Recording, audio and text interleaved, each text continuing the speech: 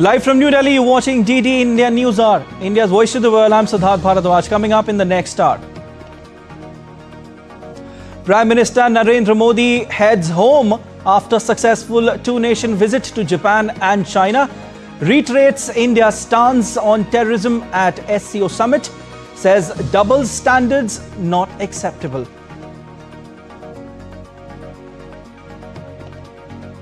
SCO summit members sign leaders' declaration in 25th SCO summit, strongly condemns Pahalgam terror attack.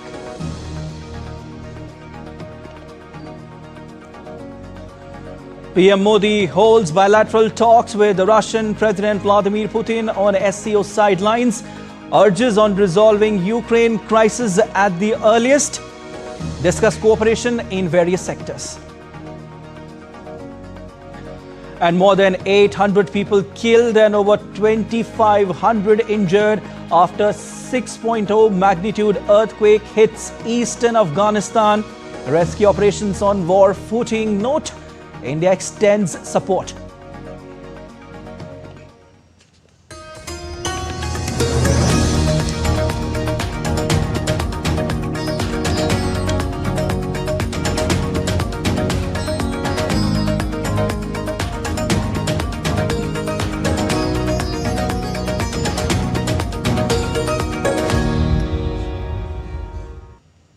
Prime Minister Narendra Modi has concluded his China visit. Prime Minister Modi said that it was a productive visit to China, where he attended the SCO summit and interacted with various world leaders. During his China visit, Prime Minister also emphasized India's stand on key global issues. Prime Minister thanked President Xi Jinping, the Chinese government and people for the successful organization of this summit.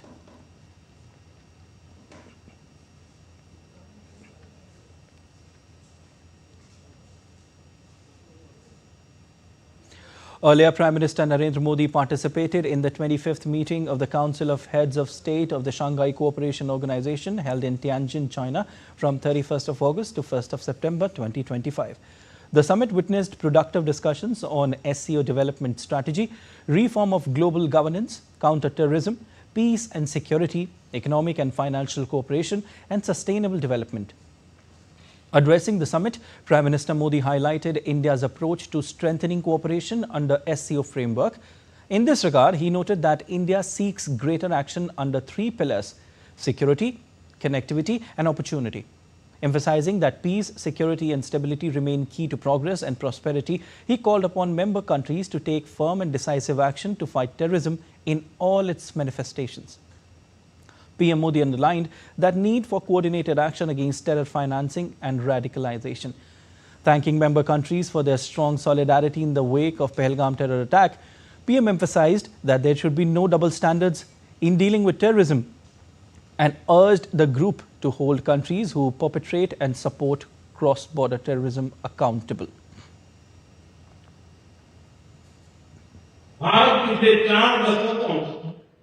निर्मम आतंकवाद का दंश झेल रहा। कितनी ही माताओं ने अपने बच्चे खोए और कितने बच्चे अनाथ हो गए। हाल ही में हमने पहलगाम में टेररिज्म का बहुत ही घिनौना रूप देखा। इस दुख की घड़ी में जो मित्र देश हमारे साथ खड़े रहे, मैं उनका आभार व्यक्त करता हूं। यह हमला केवल भारत की अंतरात्मा पर ही आघात नहीं, यह मानवता में विश्वास रखने वाले हर देश, हर व्यक्ति को खुली चुनौती थी। ऐसे में प्रश्न उठना स्वाभाविक है, क्या कुछ देशों द्वारा आतंकवाद का खुलेआम समर्थन हमें स्वीकार्य हो सकता है? एक्सेलेंसी, हमें स्पष्ट रूप से और एक स्वर में कहना होगा कि आतंकवाद पर कोई भी डबल स्टैंडर्ड स्वीकार्य नहीं है। हमें मिलकर आतंकवाद का हर रंग में, हर रूप में विरोध करना, ये मानवता के प्रति हमारा दायित्व है। Highlighting the role of connectivity in fostering development and building trust, Prime Minister stated that India strongly supported projects such as Chabar Port and International North-South Transport Corridor. Bharat का हमेशा से मत रहा है कि मजबूत कनेक्टिविटी से केवल व्यापार ही नहीं बल्कि विश्वास और विकास के द्वार भी खुलते हैं। इसी सोच के साथ हम चाबहार पोर्ट और international north south transport corridor जैसे इनिशिएटिव पर काम कर रहे हैं। इनसे हम अफगानिस्तान और मध्य एशिया के साथ संपर्क बढ़ा सकते हैं। हमारा मानना है कि कनेक्टिविटी के हर प्रयास में संप्रभुता और क्षेत्रीय अखंडता का सम्मान होना चाहिए। यही एससीओ चार्टर के मूल सिद्धांतों में भी विदित है। Connectivity that bypasses sovereignty, losing trust and meaning. Prime Minister Modi proposed commencing a civilizational dialogue forum within the group to foster greater people-to-people ties and cultural understanding. हमारे people-to-people ties को दृढ़ता देने के लिए मैं आज एक और सुझाव रखना चाहूंगा। एससीओ के अंतर्गत एक सिविलाइजेशनल डायलॉग फोरम बनाया गया। इससे हम अपनी प्राचीन सभ्यताओं, कला, साहित्य और परंपराओं को वैश्विक मंच पर साझा कर सकते हैं। एक्सेलेंसी, आज भारत रिफॉर्म, परफॉर्म, ट्रांसफॉर्म के मूल मंत्र पर आगे बढ़ रहा है। कोविड हो या वैश्विक आर्थिक अस्थिरता, हमने हर चुनौती को अवसर में बदलने का प्रयास किया है। हम लगातार वाइड रेंजिंग रिफॉर्म पर काम कर रहे हैं। इससे देश में विकास के साथ साथ अंतर्राष्ट्रीय सहयोग के लिए भी नए अवसर खुल रहे हैं। मैं आप सभी को भारत की विकास यात्रा से जुड़ने के लिए आमंत्रित करता हूं। Addressing the SCO summit, Prime Minister Narendra Modi outlined India's vision based on security, connectivity and opportunity. PM Modi highlighted 3 pillars on which India's vision and policy for the SCO rests. That are S for security, C for connectivity, O for opportunity. On the first pillar, he emphasized that security, peace and stability are the foundation of any nation's development and that the SCO regional anti-terrorist structure mechanism has played a crucial role in this. This year, India led the joint information operation to combat terrorist organization Al-Qaeda and its affiliates. Further, the second pillar is that of connectivity. He said that India has always believed strong connectivity not only boosts trade but also opens doors to trust and development. Moving on, PM Modi said that the third pillar is opportunity. Opportunities for cooperation and reform, adding that to further strengthen India's people-to-people ties. PM proposed the creation of an SCO civilizational dialogue forum. This would allow us to share our ancient civilizations, art, literature and traditions on a global stage.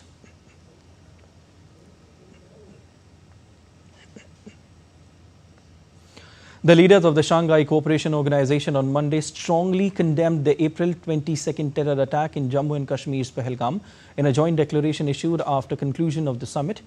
SCO members in Tianjin declaration expressed their deepest sympathy and condolences to the families of the dead and the wounded. They further stated that perpetrators, organizers and sponsors of such attacks must be brought to justice. They recognize the leading role of sovereign states and their competent authorities in countering terrorist and extremist threats. The member states strongly condemn terrorism in all its forms and manifestations, stress that double standards in the fight against terrorism are unacceptable, and call on the international community to combat terrorism, including cross-border movement of terrorists. The declaration echoes the theme of one earth, one family and one future.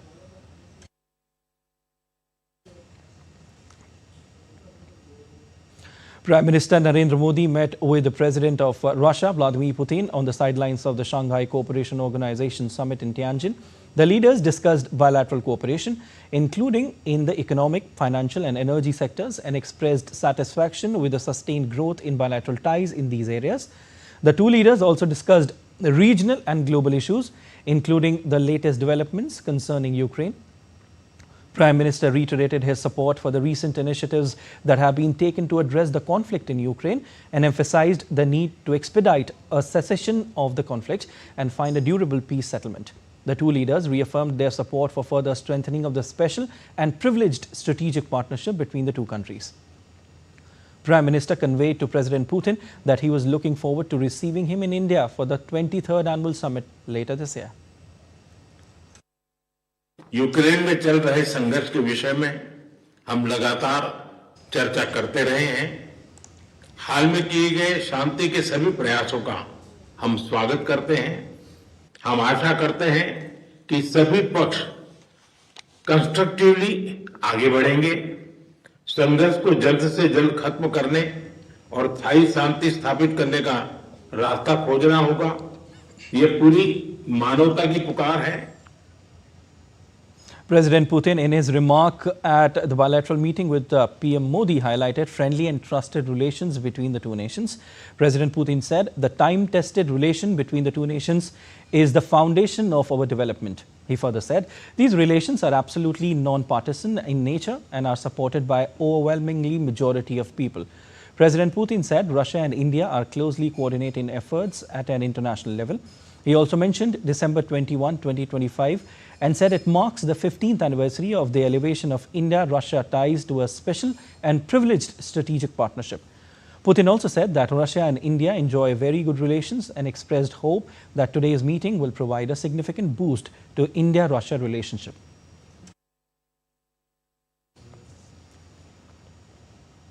All right, and let's go across to my colleague Jessica Taneja, who's joining us live from Tianjin, China.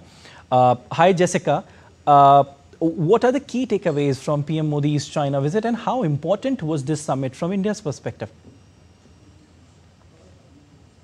Well, if you look at the outcomes of the declaration of the SCO, it certainly is important, and India has been able to make sure that the condemnation for the terrorist attack in Pahalgam in Jammu Kashmir is mentioned, something that it was wanting to have earlier as well. When you recall, the Defense Minister Rajnath Singh was in China for the SCO Defense Ministers meeting, and they refused to sign it back then, making sure that the world understands India's point, and specifically pointing to a country that has been allowing terror havens not just now but for many, many years now. And this important messaging had to be put out that if the SCO framework is built on combating terrorism, so it certainly would have to make sure that condemnation of the hideous terrorist act by a state sponsor, of terrorism certainly has to be put into the limelight, and it did find mention in the declaration among other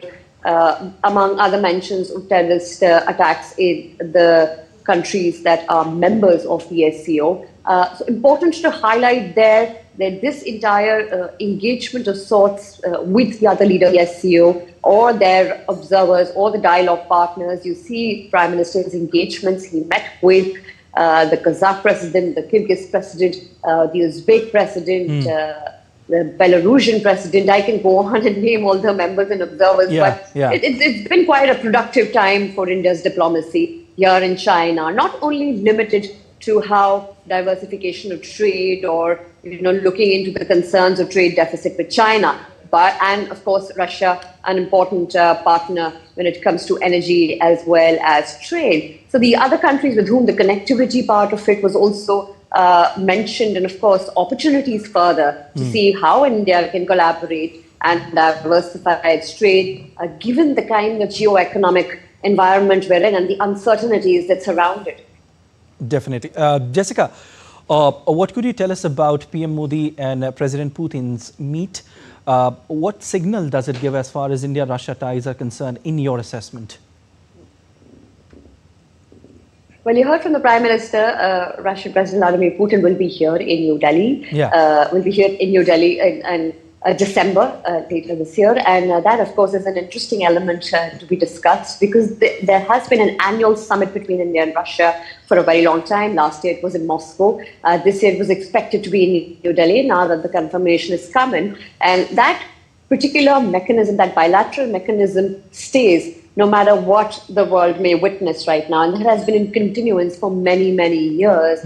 Not many of these bilateral summits have been missed in the past 1 year. So it goes on to show that this relationship is strengthened based on both the country's strategic needs as well as their own trade alignments. So certainly a step further in the direction between India and Russia continues to be stable, and Prime Minister made sure to mention that they also discussed Ukraine and how to achieve peace. And this is not an era of war, which is what the Prime Minister had said at the SCO summit in Samarkand, if you'd recall, a few years ago. So interesting elements and outcomes there, even with the meeting. And you saw how both the leaders were in the same car going for the meeting. And we've had some interesting and refreshing visuals coming out of China, not limited to the India-China partial rapprochement, but also meeting with old partners and countries with whom there is more connect than just trade and connectivity. You're right, Jessica.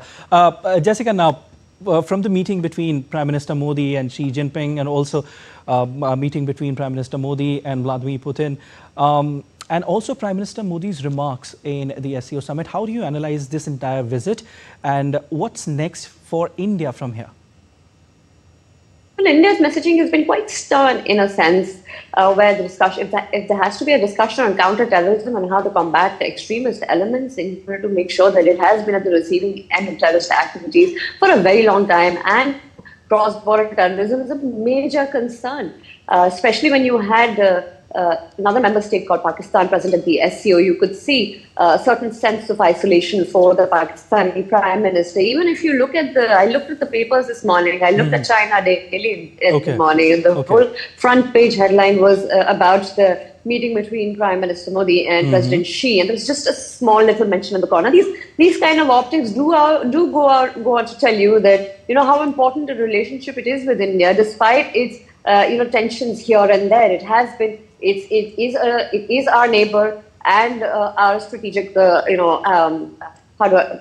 is our partner. In a country with whom we do maximum trade. I mean, it's about $100 billion deficit and $150 billion trade with the country. So, of course, an important partner there, but making sure that all aspects of that relationship are covered, and certainly also putting out that point that differences should not become disputes. With the entire messaging, if you see of India and from the Prime Minister's address, you'd be able to understand that India respects sovereignty, not just of what India puts forth, but also other nations and how they engage with the world and what kind of security concerns do each one of them have. You look at the interactions with the Prime Minister had, and it does seem to be pretty evident on how this entire multilateral engagement, the largest multilateral gathering, as they say, because when we were at the SCO, we've never seen a bigger media contingent apart from that. So there was a lot of keenness involved, and the messaging to the right people at the right time is what was important. Definitely, and a strong message also goes out to the Western world, Jessica, isn't it? But anyway, wonderful and brief reporting. Thank you so much. We leave it there as of now. Also, now we are joined by our guest, Ambassador S.R. Thayil, former senior diplomat. Sir, a very warm welcome to the broadcast. Ambassador, the SCO members condemning Pahalgam terror attack shows a significant diplomatic win for India, of course, and demonstrates how the world stands united with India in its fight against terrorism and its finances as well. Your take? I think this very strong reflection of the united declaration of all SCO members, all 10 SCO members on Pahalgam terrorist incident, where it condemns the incident and also asks that all perpetrators organizers and sponsors of this heinous terror attack should be brought to justice. There is a strong message in that because Pakistan was present there. And Prime Minister in his statement very clearly said that those who have some kind of support for this kind of terrorist action, they also should look inwards. And he thanked all those Mitra Desh, friendly countries who supported Yes. India. Now, this is a very strong change from June 26 Raksha Mantri level, Defense Minister level meeting, where our Raksha Mantri had to disassociate himself from this. So one has to see it in the context of yesterday's summit meeting between Prime Minister Modi and President Xi Jinping. And then that Prime Minister Modi, of course, terrorism was reflected, and he said that partners, India and China should be partners and not rivals. And President Xi Jinping gave some 4 points on which there could be movement forward, and 2 points were improved strategic communication and accommodate each other's concerns. Now, by this inclusion of a strong paragraph condemning terrorism in the Pahalgam incident, China has moved from its position, very negative position, of June of this year. So this is a good signal and bodes very well for future ties of India and China. See, SCO is a organization, it gives a reflection of the intentions of the members. It does not execute anything. It is not, RATS is their regional anti-terrorist structure. That is for exchange of information, exchange of intelligence, etc. But if China also is convinced of Pakistan's involvement in Pahalgam incident, then it can put pressure on Pakistan. And so it is for the future to say, but it is a very positive development, not only from India's point of view from the platform of Shanghai Cooperation Organization, but also in India-China bilateral relationships as we go forward. Ambassador, from PM Modi's remarks today at the SCO, India's message certainly goes out loud and clear when it comes to terrorism. No double standards acceptable. PM Modi mentioned Pahalgam terror attack during his remarks and also said that India witnessed the ugly face of terrorism during that time. How do you see this? The barbarity of Pahalgam terrorist incident and religion was asked. It was inhuman. It was an attack not only on India's soul, but an attack on all humanity. And that is what was very strongly conveyed by our Prime Minister to the 10 members, other 9 members of Shanghai Cooperation Organization. And they agreed they shared India's pain, and they have now resolved to work together to bring the perpetrators, organizers, and sponsors of the attack to justice. Yeah. So now they have to convert their words into action. RATS, Regional Anti-Terrorist Structure in Tashkent, is one of the forums where all the financing of terrorism, where are they coming from, intelligence is shared. And we hope that there will be actual action, particularly by Pakistan, in this direction. Indeed. Also, Ambassador, the meeting between Prime Minister Modi and Chinese President Xi Jinping signifies an upward trajectory in the ties between two nations. As we were talking, with leaders pointed to the role of their economies in stabilizing global commerce. How do you see this partnership from the trade perspective and its importance in the geopolitical landscape? This partnership of 2.8 billion people is, of course, extremely important, not only for Indo-Pacific, not only for East Asia, but globally. And India's effort has always been, and as Prime Minister very clearly said in his interview to the Japanese newspaper, that India is looking for stability, stability, and amicable relations with China. That has been our quest. It was disturbed by China for whatever reasons in April of 2020 by Galwan attacks. But after the Kazan meeting 1 year ago between Prime Minister Modi and President Xi Jinping on the side of BRICS, there has been some positive movement. Yes. And then Foreign Minister Wang Yi's meeting in Delhi, and finally yesterday's meetings. Also, the strategic importance is there, but on economy, India's issue is of this great trade deficit which Chinese have, and also Chinese have sort of stopped some supply of some very critical material for India, like tunnel boring machines and these magnets and some fertilizers. There is a shortage of fertilizers in India. So there is a lot of interdependence between India and China. As far as economy is concerned, China is the second largest economy of the world. India is the fourth, going to be third perhaps after a few years. So one has to do more business with each other, more investments with each other.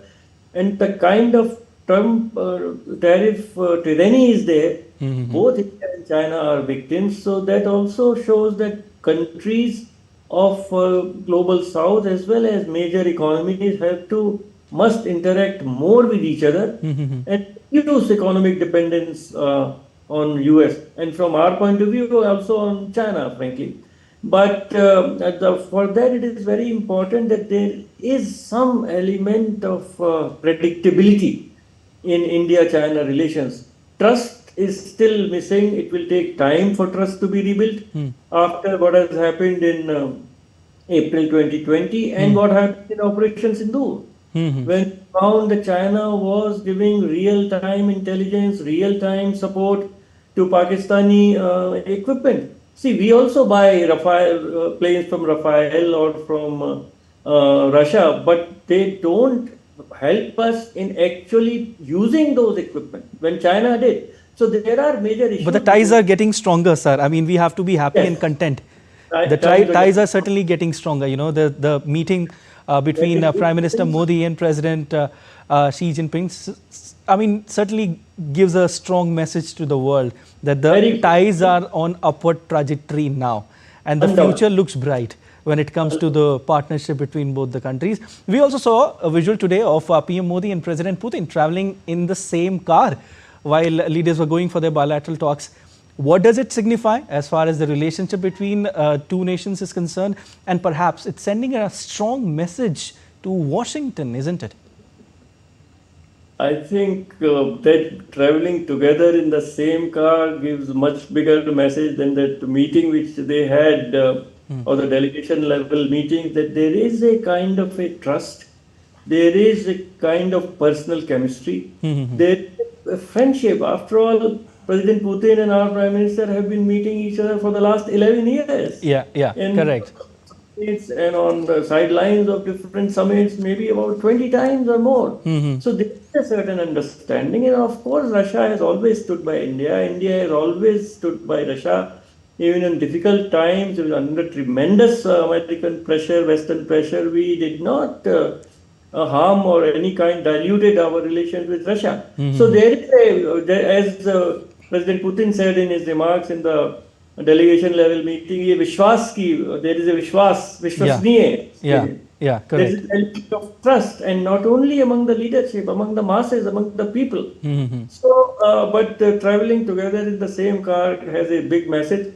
But I would say that, yes, of course, the whole West is watching this SCO summit as well as Prime Minister Modi's meetings with President Xi Jinping and President Putin, their own lens, with their own criteria, with their own issues.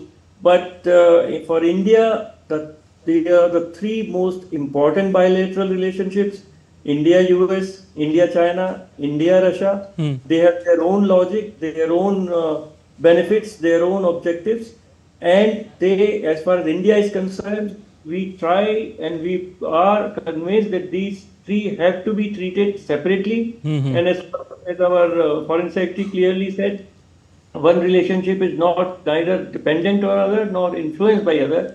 This is a multi-alignment policy where India's national interest is supreme, and these things are temporary. India-US relations have been harmed badly by President Trump, but he's there for 4 years. So India always takes a long-term view. Whether it is our relationship with even with China, we never broke diplomatic relations with China. Our ambassador is there, and always, even in the worst of times, communications have been continuing. Yes, yes. Of course, West, it looks at SCO as a anti-West organization, where we say it is not anti-West, it is non-West. That Western countries may not be there, but it's not anti-West. You said that right. Ambassador, you said that right. The world is looking at SCO. The world is also looking at the meeting between Prime Minister Modi and President Putin and also President Xi Jinping. It is also sending a strong message to the Western world. And like I said, the future looks good when it comes to the relationship between India and China and India and Russia as well. We leave it there, sir. Thank you so much for joining in on DD India NewsHour. And still to come on DD India NewsHour. Indonesian groups call off protests in Jakarta on Monday, citing heightened security.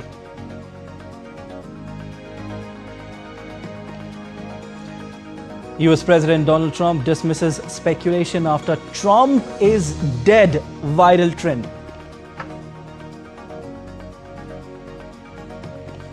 And US-Venezuela tensions rise amid US naval buildup in the South Caribbean.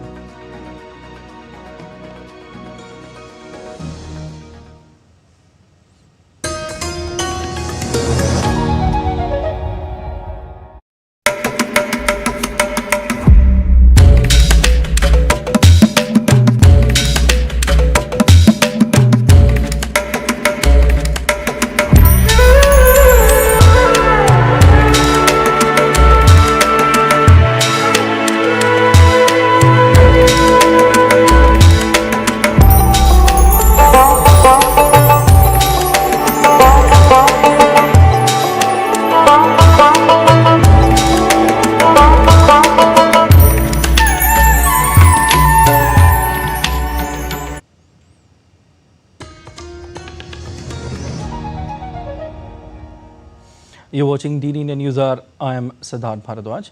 The death toll from a powerful earthquake that struck eastern Afghanistan has risen to over 800, with the majority in remote Kunar province. Afghan Interior Ministry said that some 800 people died and another 2,500 were injured in Kunar, adding that 12 dead and 255 injured in Nangarhar province. Military rescue teams fanned out across two provinces. Around 40 flights had carried out 420 wounded and dead. In Kabul, rescuers were racing to reach remote hamlets dotting an area with long history of earthquakes and floods. According to the US Geological Survey, the epicenter was located near northeast of Jalalabad and had a shallow depth of 8 to 10 kilometers. The tremors were felt as far away as Kabul and Islamabad, which is around 370 kilometers from the epicenter.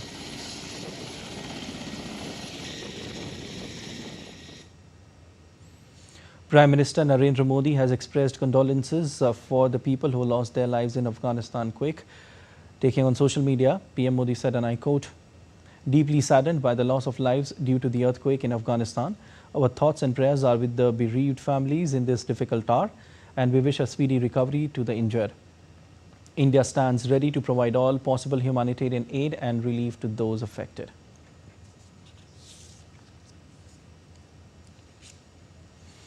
Following the deadly earthquake in Afghanistan that killed more than 800 people, India's External Affairs Minister S. Jaishankar on Monday said he stood in full solidarity with people.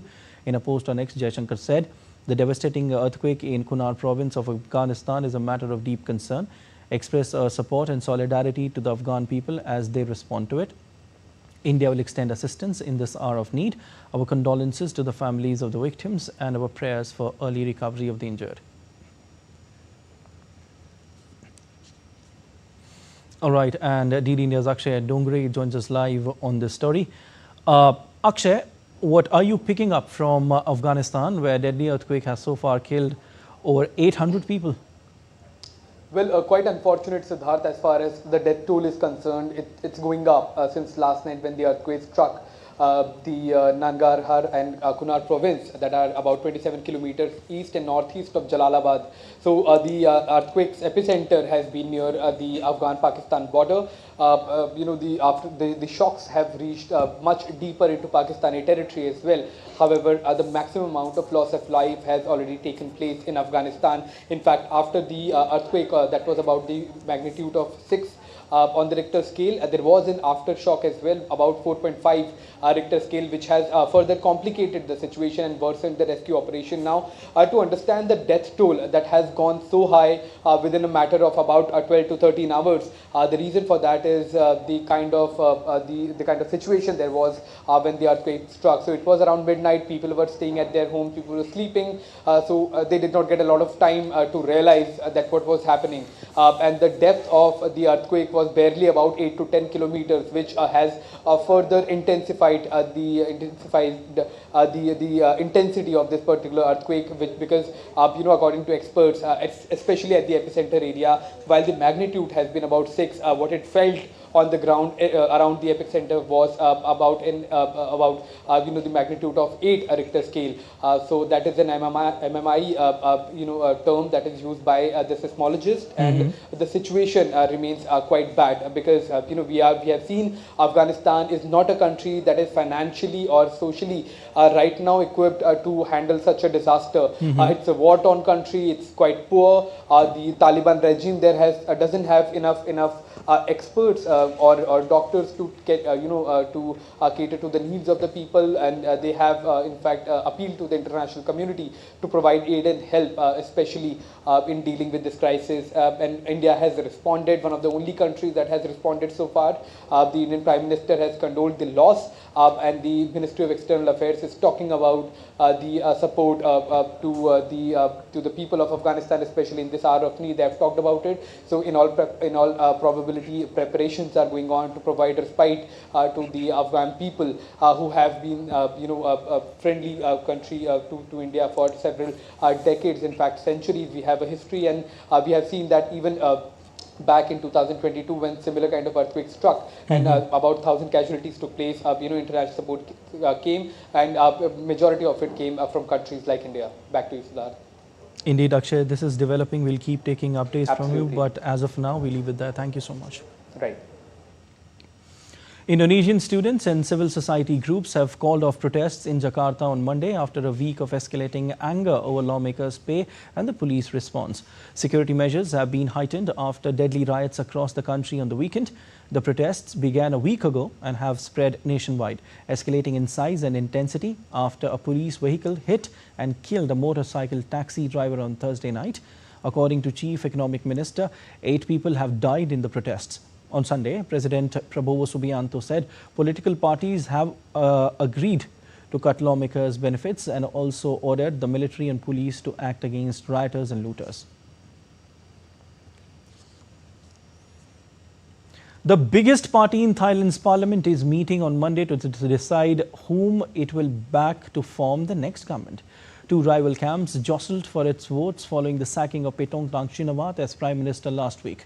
The opposition People's Party does not want to join any government, but with control of nearly a third of House seats, it has emerged as a potential kingmaker, and its backing could be a game changer in breaking the political deadlock. Parliament is due to hold a special session starting on Wednesday. Thailand was plunged into uncertainty on Friday when the Constitutional Court dismissed Paetongtarn for an ethics violation after only a year in office.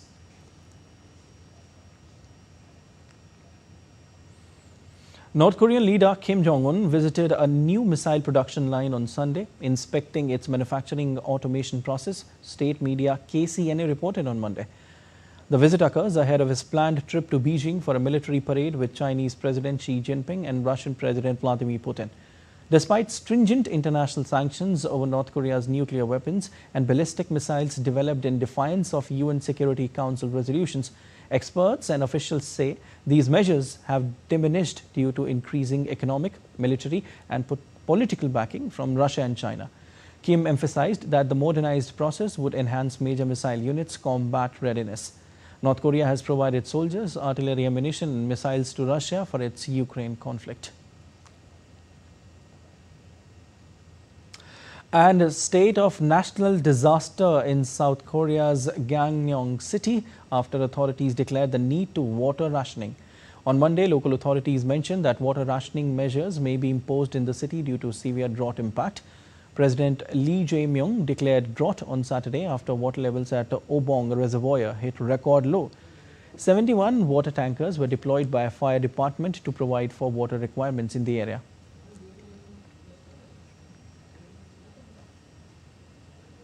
Update now on Russia-Ukraine conflict. Ukraine suspects Russian involvement in the murder of former parliamentary speaker Andriy Parubi.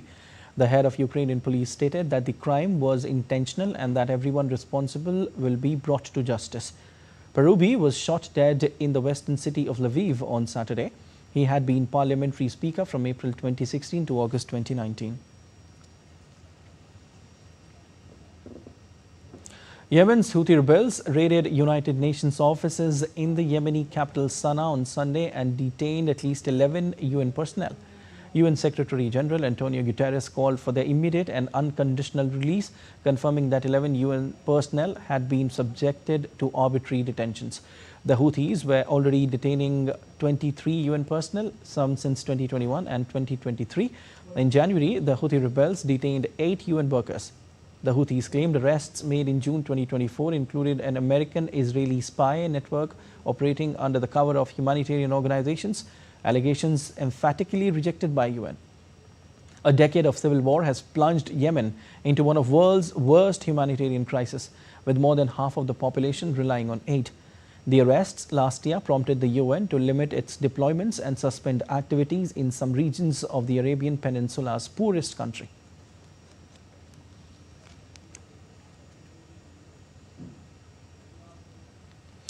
Yemen's Houthis launched a missile towards the Liberia-flagged Israeli-owned tanker Scarlet Raid ship near Saudi Arabia's Red Sea port city of Yanbu. British maritime security firm Ambrey, the explosion, the United Kingdom Maritime Trade Operations said that a vessel reported a splash in close proximity from an unknown projectile and heard a loud bang, adding that the vessel's crew were all safe and it was continuing to its next voyage. In the later update, Ambrey said it assessed the vessel to be aligned with the targets of Yemen's Iran-aligned Houthis profile, given that it was publicly Israeli-owned.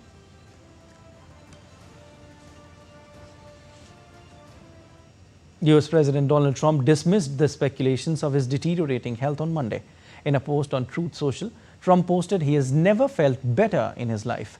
Trump responded to DC Draino, who accused the media of a double standard for criticizing Trump for short absences despite his busy schedule.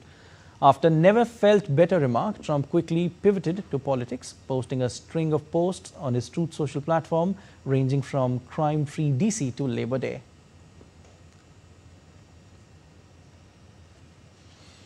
US-Venezuela tensions are rising amid a large buildup of US naval forces in and around the southern Caribbean. US Navy-guided missile destroyer USS Sampson docked near the entrance to the Panama Canal. 7 US warships along with 1 nuclear-powered fast attack submarine are either in the region or expected to arrive soon, bringing more than 4,500 sailors and Marines. US President Donald Trump has said that combating drug cartels is a central goal of his administration and the military effort aims to address threats from those cartels. But it is unclear exactly how the US military presence will disrupt the drug trade. Let's take a look at other stories making news around the world. Beijing is set to host Victory Day Parade on Wednesday to commemorate the 80th anniversary of the end of World War II. The parade will be attended by heads of 26 states, including the President of Zimbabwe, Emmerson Mnangagwa, who has arrived in China on Monday to witness the event.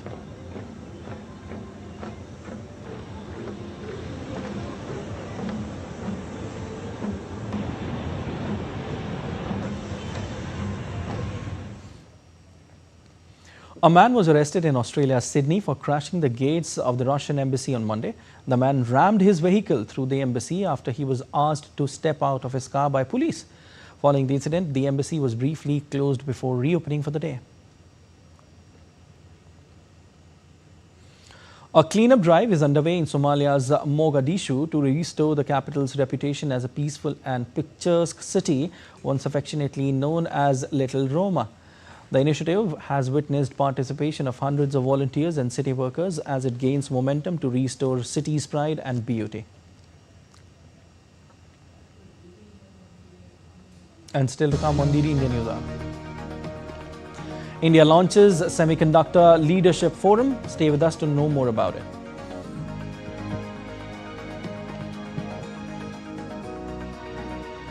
And we'll tell you weather updates from parts of India.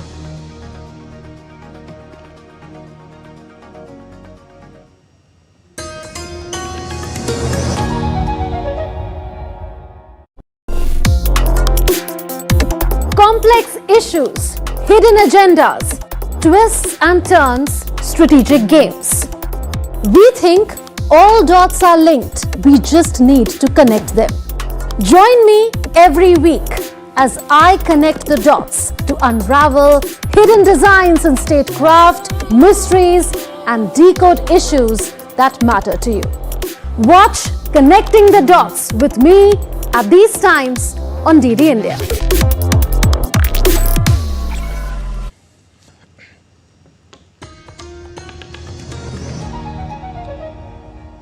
You're watching DD India NewsHour. I am Siddharth Bharadwaj. India launches the Semiconductor Leadership Forum, uniting policymakers, innovators and industry leaders to drive chip design, boost self-reliance and position India as a global semiconductor powerhouse. DD India's Tapas Bhattacharya reports. India is stepping into a new era of semiconductor leadership. At the Semiconductor Product Design Leadership Forum, the country's brightest innovators, policymakers and industry leaders came together to shape the future of chip design and ownership. Fortunately, in electronics, we do have a big, beautiful plan. And it is slowly getting rolled out. And every pocket of value creation, value addition is being studied, looked at, and will get rolled out in times to come.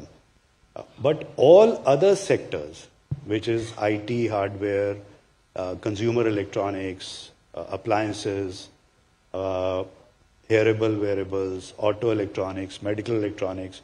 It reflects India's renewed resolve for Atmanirbhar Bharat or self-reliant India, moving from being a consumer of electronics to becoming a global hub for semiconductors. India is growing and the electronics will grow through all the efforts. Actually, by 2030, it will be consuming over $120 billion of semiconductors.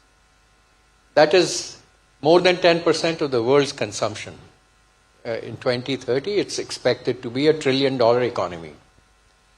If we create this fabulous ecosystem, I believe we can create 1 million+ jobs. This could be the next, IT, and contribute, in 2030, India is supposed to be 7 trillion economy. You could visualize this direct and indirect industry contributing 3 to 5% of GDP. India's semiconductor mission has already laid a strong foundation, and the Leadership Forum will now ensure that industry strengths align with national goals and global opportunities. Tapas Bhattacharya's report, DD India. Prime Minister Narendra Modi will inaugurate the 4th edition of Semicon India 2025 on 2nd of September. The flagship event reaffirms India's ambition to become a global semiconductor powerhouse. DD India's Tapas Bhattacharya speaks with the Secretary, Ministry of Electronics and Information Technology. Take a listen. Joining me, Secretary Mighty Sir. First, this is the 4th edition of Semicon that's going to happen tomorrow. This time it is being held at Yashobhumi, and we understand that more than 350 companies are taking part, and there are going to be extensive displays. The entire hall has been occupied. In fact, they've had to turn away some of the possible participants in the expo, And in addition, I think there has been significant enthusiasm for the various sessions which are being held alongside in the SEMI event. SEMI itself themselves are very, very confident about how this event is shaping up, and they expect that this would soon be one of the largest SEMIs across the world. So Prime Minister Modi will be coming, and this is one of his main focus areas also. How do you see in the last few years the semiconductor industry changing?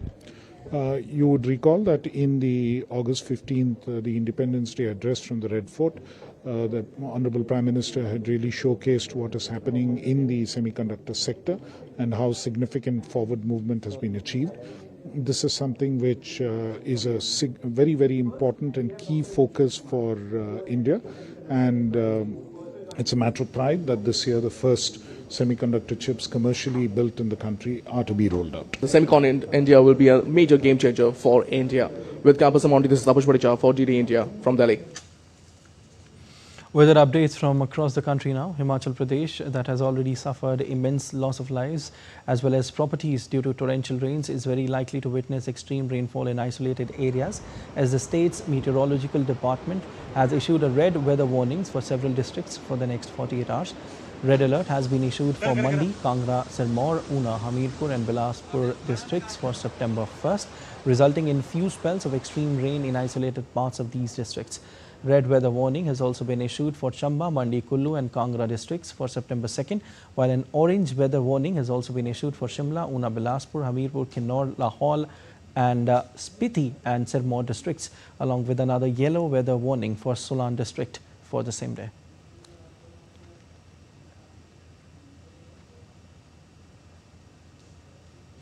Union Home Minister Amit Shah is on a visit to the Union Territory of Jammu and Kashmir today. The minister inspected the Tawi Bridge at Bikram Chowk, Shiva Temple and houses that were damaged by floods in Jammu.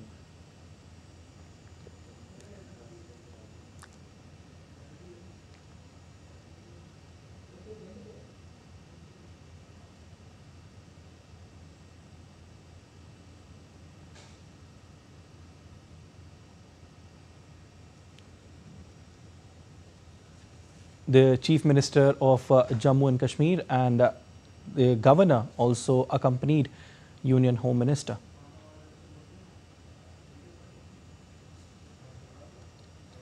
The Home Minister also met the flood-affected people in Samba district.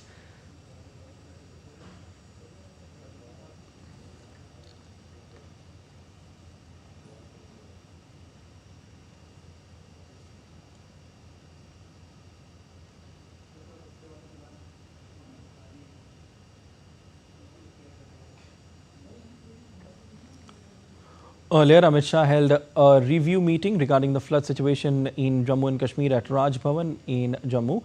Jammu and Kashmir Chief Minister Umar Abdullah, Lieutenant Governor Manoj Sinha, Leader of the Opposition Sunil Sharma and others were present at the meeting.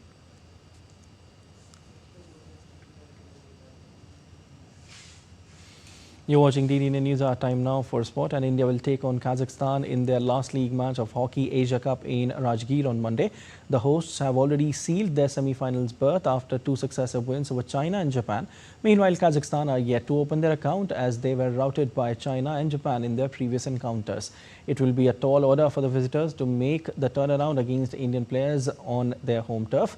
A total of 8 teams contest for the title and have been divided into 2 groups of 4. India have won the Asia Cup title 3 times and finished runners-up 5 times. India's football team will clash with Iran in their second match of the Central Asian Football Association Nations Cup in Tajikistan on Monday. Iran leads the head-to-head record against India, having won 4 matches and lost 2 games. India will hope for a favourable outcome after they stunned higher-ranked Tajikistan 2-1 in opening fixture on Friday. Goalkeeper Gurpreet Singh Sandhu made several crucial saves in thrilling encounter. The Indian football team competes in the tournament for the first time. That's all for this edition of DD India NewsHour. But let us know your thoughts on the news of the day. For those on the go, you can get all the latest news and updates from India and across the world on DD India mobile app. The app is available on both Android and iOS platforms, and you can scan the QR code on the screen to download now. We'll be back with more news as it breaks here on DD India. I'm Prasar Bharati from all of us here in Delhi. Thanks for watching DD India NewsHour.